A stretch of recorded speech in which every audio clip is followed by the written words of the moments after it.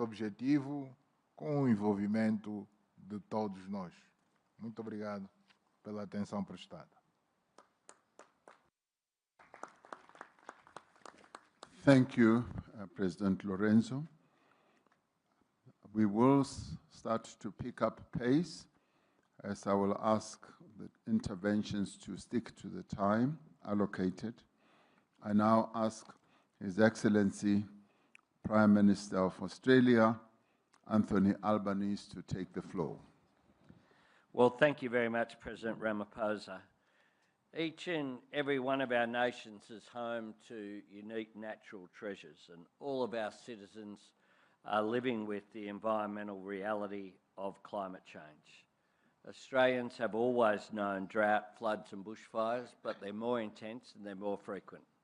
And as we meet here today, there is a cyclone has hit Darwin with devastating impact on that community in Australia's north. The truth is that climate change carries a human toll for communities battling natural disasters and for those who depend upon the land for their livelihood. It has a devastating impact on our economies. So the argument that somehow you can take action on climate change or support economic growth is a false one. We need to deal with the challenge of climate change in order to ensure that our economies can grow. It is critical that we embrace clean energy, and this represents a generational economic opportunity.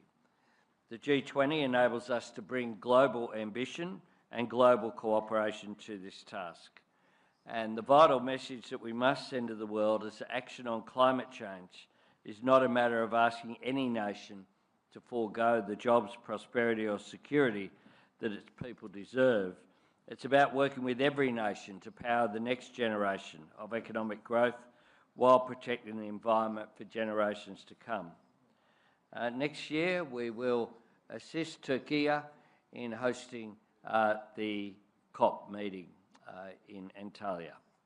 And we will work constructively to ensure that there are positive outcomes. South Africa's prioritisation of disaster resilience during your G20 presidency reflects the pressing need for collective action. And Australia is proud to be matching our words with actions. At the UN in September, I announced our new 2035 emissions reduction target of 62 to 70% by then. Our target is ambitious, but importantly, it is achievable. It provides the certainty for new national and global investment in jobs and industries of clean energy. At home, Australia is investing in our Disaster Ready Fund to support communities devastated by these natural disasters. In our region, we're supporting the Pacific family to respond to natural disasters and prepare for them with our Australian Humanitarian Partnerships $100 million Disaster Ready program. And we've put in an additional $100 million into the Pacific Resilience Facility that will be so important going forward. We're also investing in climate-smart agricultural practices. And here on the African continent, the Africa-Australia Partnership for Climate-Responsive Agriculture aims to guard against food shortages. Colleagues, none of our nations are immune from the environmental challenges of climate change. All of our citizens can benefit from the opportunities of clean energy.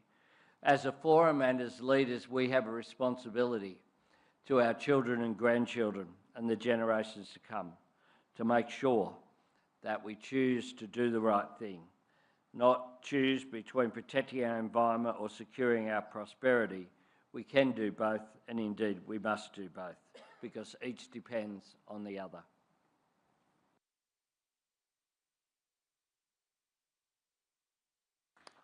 Thank you, Prime Minister, for sticking to your time. I now want to ask His Excellency, Prime Minister of Canada, Dr. Mark Joseph Carney, to take the floor. Thank you, Chair. I will try to follow the Australian example. Let me start. This session is on resilience, and I want to join others who pointed out in the first session the fragility of armed conflict. condemning Russia's illegal, unjustified, and barbaric invasion of Ukraine, the appalling conflict in Sudan, and our